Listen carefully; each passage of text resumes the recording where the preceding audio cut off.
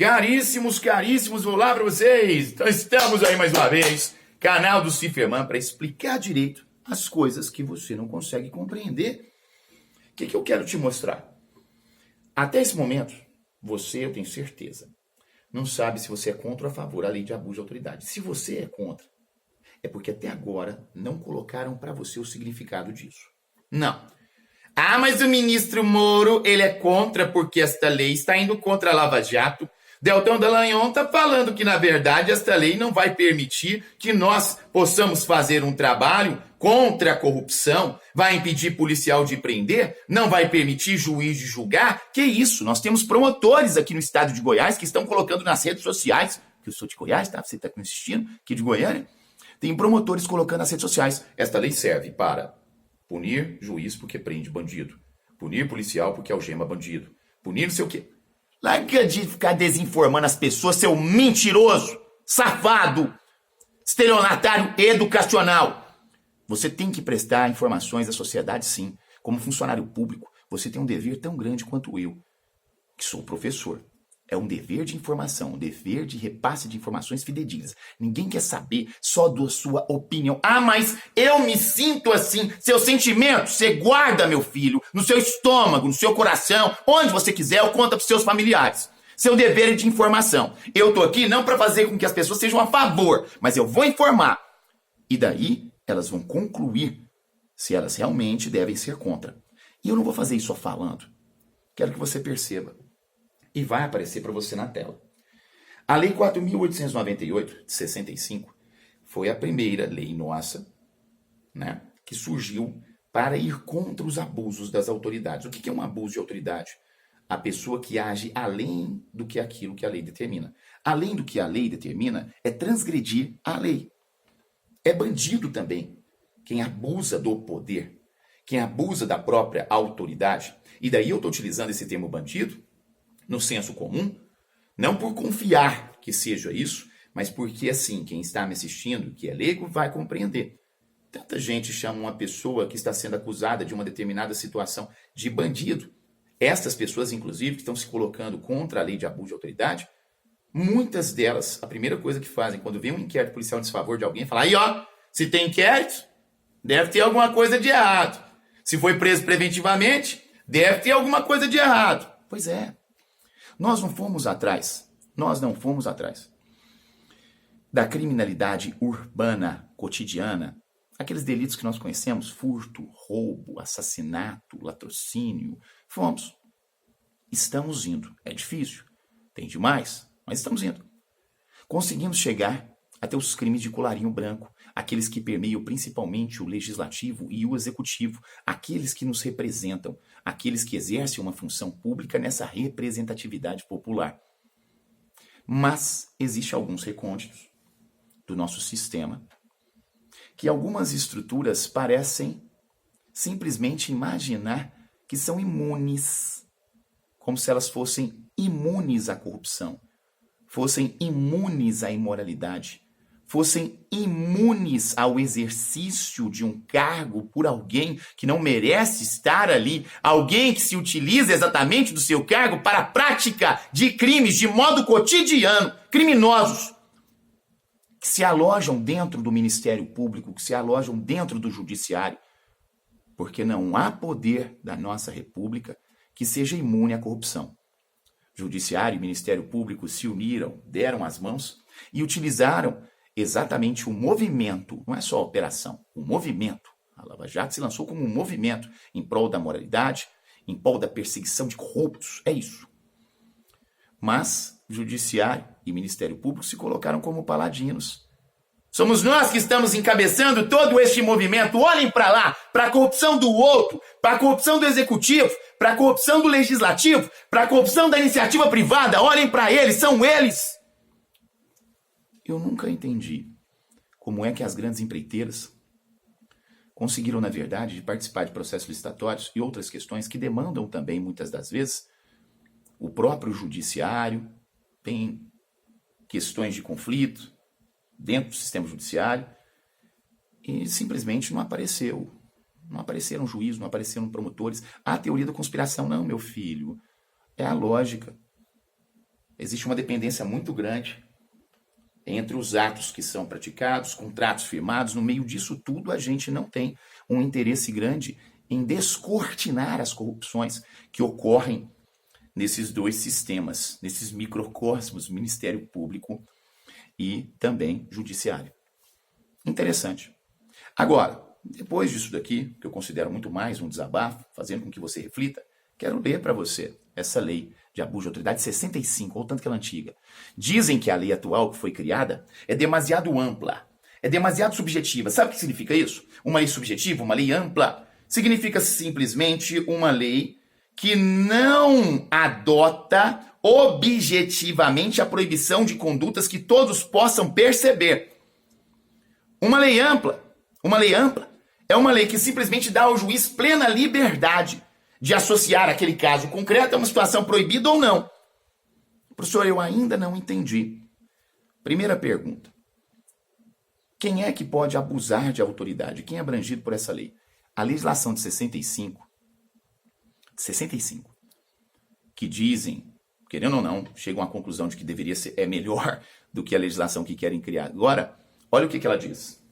Considera-se autoridade, para os efeitos desta lei, quem exerce cargo, emprego ou função pública de natureza civil ou militar, ainda que transitoriamente ou sem remuneração. Olha, professor, cargo, emprego ou função pública de natureza civil e militar, todo mundo? Não sei. Essa lei de 65 conseguiu delimitar alguma coisa? Ela foi demasiado ampla, demasiado aberta, podendo o juiz encaixar o que ele quiser aqui. Inclusive, retirar dessa esfera juízes e promotores. Retirar desta esfera agentes públicos no âmbito do judiciário ou do Ministério Público. Isso aqui não é amplo, não? Isso aqui não é uma porcaria, não? Isso aqui vale alguma coisa? Não. Agora eu vou ler a lei atual. Artigo 2º, baseado no projeto de lei de 2017, e que nós estamos discutindo e que o Moro está falando que é um absurdo. São sujeitos ativos dos crimes previstos nessa lei agentes da administração pública, servidores públicos ou a ele equiparados. Então, quem é servidor público, passou num concurso, ou pessoa que está equiparada a servidor público e está exercendo a função pública, mesmo sem ter passado um concurso público. Membros do Poder Legislativo, top. Membros do Poder Judiciário, professor, parece melhor. Membros do Ministério Público. Você está entendendo?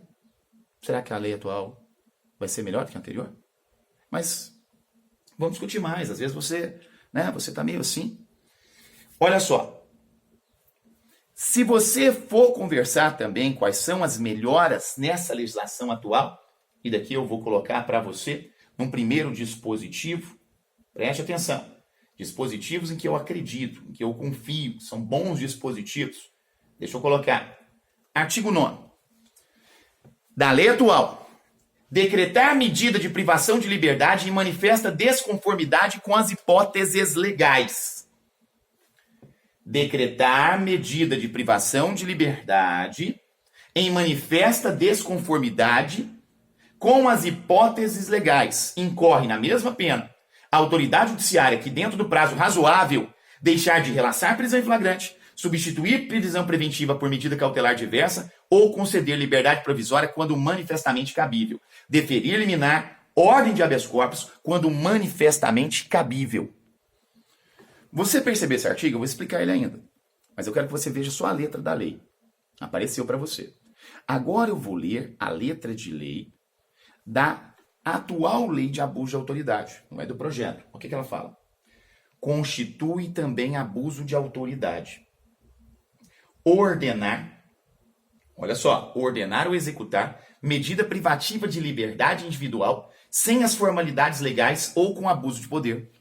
Ué, meu professor, o senhor está lendo agora um dispositivo que está falando o seguinte: se você ordenar uma medida privativa de liberdade individual, uma prisão, sem as formalidades legais ou com abuso de poder, qual que é a lei que está esmiuçando? Qual que é a lei que está apresentando de modo objetivo a conduta que deve ser proibida? É a lei atual que simplesmente fala fora das formalidades legais ou com abuso de poder, destinando 3 linhas, ou é a outra lei que fala para o juiz que ele vai ser punido sim, com toda certeza, se ele determinar a prisão de um indivíduo nos casos em que não cabe prisão? Quer dar um exemplo? Vou te dar um exemplo. Quando a pessoa tem um acidente, veículo automotor, morre a vítima culposamente, matou alguém sem querer. O cara não tá bêbado, enfim. Chega lá, ele foi detido naquele momento, chegou numa audiência de custódia, por erro, tanto faz. E daí a autoridade, escuta só, a autoridade judiciária, abre o Código de Processo Penal e lá no código, entenda a população, há o artigo que diz quais são os requisitos para a prisão de uma pessoa. Os requisitos são: a pena que esse indivíduo tem que sofrer futuramente, baseado no crime que ele praticou, tem que ser uma pena superior a 4 anos de um crime doloso. Eu falei que o crime era o quê? Culposo.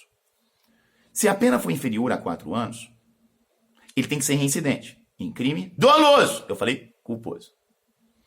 Ou, no caso, ele tem que estar descumprindo uma medida protetiva de urgência, no caso da Lei Maria da Penha.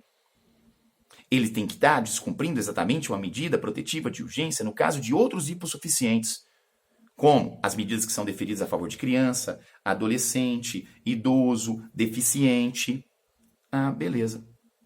Alguma dessas hipóteses que eu narrei se assemelha à hipótese do indivíduo que no trânsito matou alguém sem querer? Não. Quer dizer que a lei só permite a prisão, aquela hipótese que eu narrei. Não vai permitir na hipótese desse crime culposo. Porque não é possível converter a porra da prisão em flagrante em prisão preventiva nesse tipo de crime culposo. Mas o magistrado, que acha bonito, que quer ouvir a voz das ruas, resolve aplicar a prisão preventiva. Na lei anterior dizia: é abuso de autoridade ordenar ou executar pena privativa de liberdade individual sem as formalidades legais ou com abuso de poder. Isso aqui não é amplo, não. Isso aqui o juiz pode imaginar o que quiser, inclusive porque nessa lei atual sequer nós temos de modo específico anunciando a quem se destina. Fala que a autoridade é questão civil, militar, funcionário, tudo amplo, tudo amplo. Amplo é a lei atual. Subjetivo é a lei atual, que dá aos juízes e promotores, ou melhor, aos juízes, a oportunidade de interpretarem como bem queiram. Agora não. Agora nós estamos falando aqui, no artigo 9º, o seguinte, deixa eu colocar aqui para nós. Decretar medida de privação de liberdade em manifesta desconformidade com as hipóteses legais. Quais que eram as hipóteses legais da prisão preventiva? Acabei de falar. Se for contra elas... Mas incorre na mesma pena o juiz, a autoridade judiciária, está falando. Ele não pode tirar o corpo fora, não. Que dentro de um prazo razoável, deixar de relaxar a prisão em flagrante. Meu cliente foi preso porque foi confundido com um bandido. Isso já foi totalmente provado. O bandido mesmo foi preso também. Eu apresento um HC. O tribunal aceita o HC. Tem um relaxamento. Diante desse relaxamento, o juiz não cumpre a ordem, não fala nada. Fica mais de 1 mês, 2 meses, 3 meses mantendo uma pessoa que não deveria estar presa. Você não acha que merece, não? Punição? No mínimo, ele está sendo negligente. Eu quero que você se lembre daquela juíza para a qual foi anunciada que uma menor estava presa com maiores. Uma menor foi presa com homens maiores de idade. A juíza foi condenada pelo CNJ. A condenação dela, receber proventos proporcionais ao tempo de serviço e ficar 2 anos afastada do cargo. Parabéns, ô paizinho seletivo! Onde o pobre recebe a severidade da lei, mas onde a autoridade abusa da autoridade e recebe em contrapartida a singeleza, a branda, a candura de uma legislação que permite a ela ficar de férias durante 2 anos, recebendo proventos proporcionais. Você não tem vergonha na cara, não? Tá, mais. Nós temos aqui também um outro artigo do projeto de lei que eu quero que você se afeiçoe a ele e apoie. Diz: decretar, artigo 10, a condução coercitiva de testemunha ou investigado manifestamente descabida ou sem prévia intimação de comparecimento ao juízo. Raciocina comigo. Você concorda comigo que você tem que ser interrogado quando você está sendo acusado de alguma coisa? Sim. A Lava Jato utilizou a condução coercitiva como um grande show para alavancar os holofotes sobre si mesma. Então o que ela fez? Ao invés da gente intimar alguém para que a pessoa compareça, porque se você for intimado pelo delegado, você está em casa, você está trabalhando, para comparecer no dia, você vai. Mas não, o delegado não te intima, ninguém fala nada. O que faz? Vão atrás de você, na sua casa, te pegam, te algemam e levam você. Sabe o que acontece quando você chega lá? Você não tem obrigação de falar nada. Você tem o direito de ficar calado. Você está ouvindo isso? Então por que estão te levando obrigatoriamente para um ato que você não quer praticar? Deixa eu entender a lógica. Se alguém te superexpõe ao vexame público em uma situação que era altamente irremediável, isso é aceitável? Qual que é o fundamento? Qual que é o fundamento de me buscar aqui agora na minha casa e me levar de modo coercitivo, sendo que não me mandaram nenhuma intimação e eu nem sabia que era para comparecer? Ah, tem que pegar, senão você vai fugir. Como, filho? Raciocina. Não tem nenhum fundamento de prisão, eu não tô fugindo de nada, eu sei que existe um inquérito policial, eles vão me chamar, eu vou até lá e compareço. Se eu não comparecer, condução coercitiva. Condução coercitiva. Você é testemunha de um crime. O delegado te chama, você não vai? Vai. Não, mas ele não te chama, não, ele vai direto em você, condução coercitiva. Tá achando bom isso? Porque você pode estar hoje na rua, ser testemunha de alguma coisa. Eles vão te arrolar no inquérito, você não é acusado. Amanhã eles estão lá quebrando a porta da sua casa para te conduzir coercitivamente. Você acha bom isso? Isso é abuso. 2 artigos até agora. Vamos ver o 3?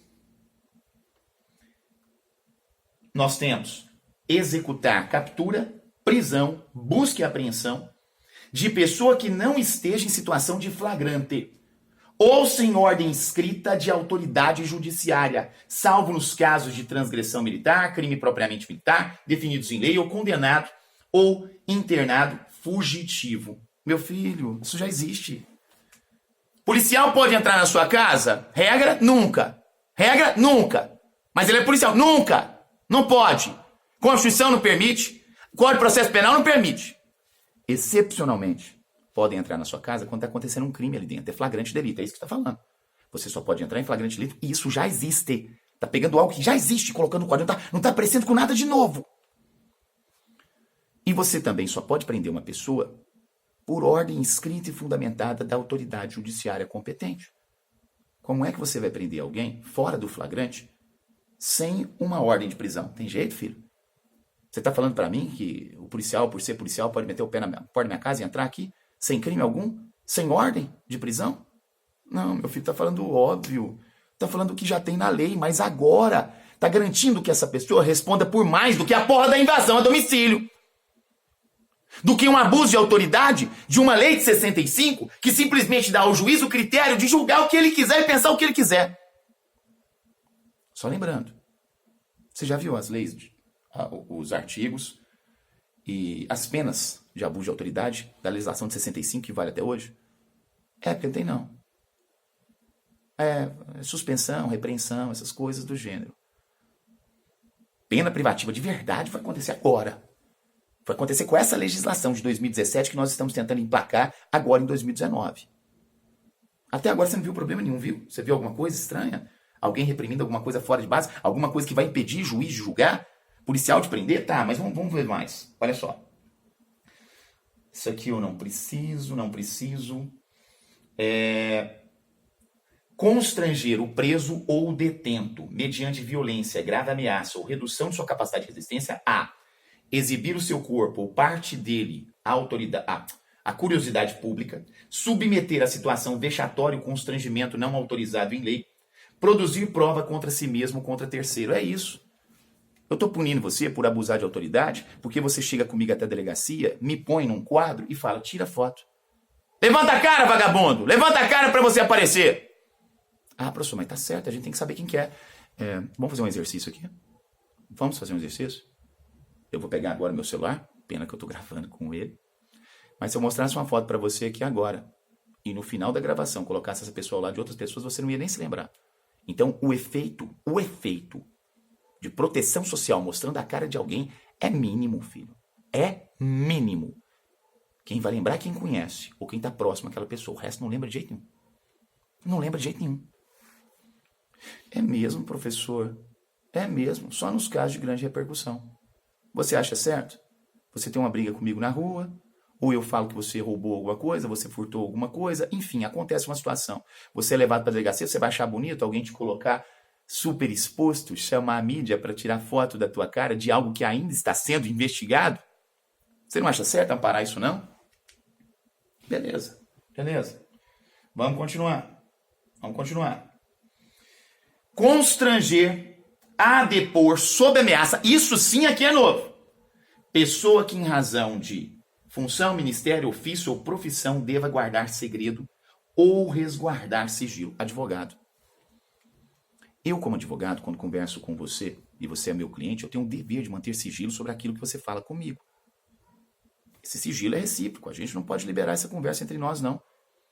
Eu respondo por isso. Aí eu chego na delegacia e eles querem me obrigar a depor. Sabendo exatamente dessa vedação, sabendo exatamente da minha garantia. Eu tenho uma garantia, eu tenho algo chamado prerrogativa que está no Estatuto da OAB, que é uma lei federal, vige em todo o país. Mas ninguém respeita aquele negócio. Ninguém respeita esse negócio. Por que ninguém respeita? Porque é só uma garantia do advogado. O que vai dar pra gente se a gente não respeitar? Não sei. O juiz vai ter que interpretar aqui onde é que ele vai encaixar esse negócio. Abuso de autoridade? Abuso de autoridade 65 é tudo demais. O juiz vai poder colocar no que ele quiser. Tá entendendo a lógica? Agora não. Agora nós temos aqui a possibilidade desse indivíduo responder com uma pena de 1 a 4 anos. Porque ele sabe que eu devo manter sigilo e está tentando me obrigar, está tentando me constranger, está tentando fazer com que eu fale algo que eu não posso falar, me ameaçando de prisão. Você viu algum problema até agora, meu caro? Tá, mas mais um pouco. Vamos lá, mais um pouco. Deixa eu ver aqui. Isso aqui é legal. Submeter preso, internado, apreendido ao uso de algemas. Preso, pena privativa de liberdade, aquele que cometeu crime, internado, aquele que é doente mental, e daí a gente está averiguando ainda se ele realmente tem uma debilidade mental, ou apreendido, pode ser um menor, a uso de algemas ou de qualquer outro objeto que lhe restrinja o movimento dos membros quando manifestamente não houver resistência à prisão, internação ou apreensão, ameaça de fuga, risco à integridade física. Você fala, tá vendo aí, professor? Vai chegar perto do bandido, o bandido vai fazer de bonitinho. Não, eu tô quietinho, não me prende. Não pode me algemar porque eu tô quietinho. Deixa de ser retardado. Eu falo desse jeito mesmo. Deixa de ser retardado. Você tá acreditando isso por conveniência. Você tá acreditando nessa lorota que está sendo conversada por algumas pessoas que são autoridades por conveniência à sua posição. Você não tá raciocinando. Você já leu o Código de Processo Penal? Faz a gentileza. Você já leu a súmula vinculante número 11? Porque se você não leu, eu vou te ensinar. O Código de Processo Penal já fala que para que a polícia use força é necessário 2 requisitos. Ou a pessoa resiste, presta atenção, resistência, ou a pessoa apresenta risco de fuga. Resistência ou risco de fuga são os 2 requisitos do Código de Processo Penal para o uso de força. Não estou falando de algema. Algema é uma modalidade de emprego de força que está dentro de uma súmula vinculante, a número 11, e dentro da súmula vinculante que já existe, ela também fala policial, quando você for prender alguém e algemar, saiba que essa pessoa vai ser algemada se ela for resistente, se houver risco de fuga ou risco à integridade física dela ou sua, policial. Já existe isso. Isso nunca foi impeditivo para o algemamento. Mesmo porque, até então, esses requisitos não eram cumulados com uma pena privativa de liberdade para evitar excesso. Excesso. Agir em excesso é o seguinte, eu sou professor. Chega um policial aqui para me deslocar até a delegacia. E chega para me deslocar até a delegacia em razão, vamos dizer, de uma prisão temporária. Ou de uma prisão preventiva, seja como for. Essa prisão é em razão de um crime sem violência ou grave ameaça. Sou uma pessoa que sempre tive a vida pregressa abonadora. Horteira. Chega aqui e me falam dessas coisas. Eu estou bem vestido. Eu falo, não, eu vou com vocês até, lógico que eu sou advogado, não estou falando da questão do advogado, estou falando de ser uma pessoa comum. Vou com vocês, no carro de vocês, vão lá. Não, mas querem me algemar? Vão chamar a imprensa para estar aqui na porta, às vezes, para simplesmente fazer uma exposição pública de uma situação de prisão que não deveria ter sido sequer anunciada publicamente, muito menos superexposta, e eu não deveria sequer ser algemado. Eu não estou apresentando nada, não há risco algum. Mas tudo é caso a caso, é o policial que vai poder justificar. E a palavra do policial vale, gente. Ela vale, ele tem presunção de veracidade daquilo que ele narra, como qualquer servidor público. Ah, mas o cara pode falar para ele que foi mentira. Se falar, vai ter um procedimento. Lógico que o Estado tem que ter um procedimento. Tem gente que fala pra mim assim, mas aí o cara vai ter que contratar advogado. Não, cara, cala a boca. O Estado tem que ter um procedimento exatamente para constatar a idoneidade daquilo que é apresentado pelas pessoas que são submetidas às autoridades. É óbvio. Se o cara tá falando que foi algemado de maneira em que ele não resistiu nem nada, vamos ter um procedimento, vamos provar isso. Concorda comigo que se o policial fez uma alegação, dificilmente vou dar conta de falar o contrário, inclusive porque os dados estatísticos demonstram que um número absurdo de casos contra policiais são arquivados. De duas uma, ou não teve abuso de autoridade, ou o Estado não tem a mínima vontade de proceder nesse viés. Seja como for, os abusos devem ser refreados sim, gente. Para de ser bobo, falar que eu tô contra. Eu sou professor da maior parte de carreiras policiais de Goiás e do Brasil, filho. E do Brasil. Então tem muita gente que me conhece. Muita gente que é aluno meu. Você acha que eu estou contra os meus alunos? E não é por serem alunos, é porque eu conheço a humanidade da polícia. Eu sou o tipo de pessoa que quando vejo uma viatura da polícia, sabe o que eu falo pra minha filha quando tá dentro do carro? Não fico brincando com ela. Põe um cinto, filha, que é a polícia. Fala, manda beijo, filha. Chama ele. Fala pra ele, monstro. Fala essas coisas pra ele. Tem policial que ri. Esse tempo tá passando aquela barca rodando do lado, os caras com cara de mal. Aí eles olharam pra mim, eu também com cara de mal. Tava com camisa de treinar, tal, escrito monstro, aquela porra. Tô lá com o braço de fora também, ele olhou. Eu olhei, ele ficou me olhando. Eu fiquei olhando. Aí de repente eu tinha falado pra Isabela. Isabela, aparece aí. A Isabela veio assim. Oi. E mandou um beijo pra ele. O cara perdeu até a reação. Porque eu tenho respeito pela polícia, filho. Mas disso tudo que eu tô narrando pra você aqui, você tá vendo algum problema? Porque estão mentindo pra você. Eles estão mentindo pra você. Mas há na verdade, dois artigos que me deixam insatisfeitos. Eu não vou ler o resto, tá? São 20 e poucos artigos. A lei é pequena, gente. Não é mais de 3 folhas. Tem 2 artigos aqui que dizem o seguinte. Instaurar procedimento sem justa causa.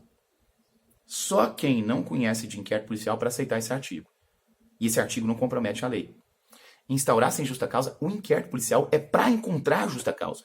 O inquérito policial existe para encontrarmos elementos mínimos para subsidiarmos o Ministério Público na justa causa, de modo a ele fazer a denúncia e termos, finalmente, uma ação penal.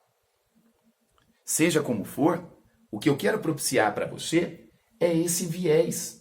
Eu quero que você perceba, meu caro, que a lei de 65 ela é falha, ela é branda, ela é ridícula. Ela apresenta para nós que abuso de autoridade é qualquer atentado à liberdade de locomoção, à inviolabilidade do domicílio, ao sigilo da correspondência, liberdade de consciência e crença. Cadê o comportamento tipificado? Cadê a pena para cada um desses comportamentos? Essa legislação é tosca, ela é imbecil, ela não faz inclusão das autoridades em sua generalidade. Então é isso que eu quero passar para você. Repasse àqueles que vão assistir quase 30 minutos de vídeo numa leitura de alguém que quer demonstrar para você o que é a lei. Não é defender uma posição política e, por causa disso, aplaudir ou negar a legislação. É defender um ponto de vista reflexivo baseado na leitura da legislação. Espero que você tenha gostado, espero que você tenha aprendido pouco e espero que você queira ler a lei. Se posicione assim. Não deixe que os nossos governantes, contra ou a favor de um determinado movimento, enganem você. É isso aí, meu filho. Arrebenta.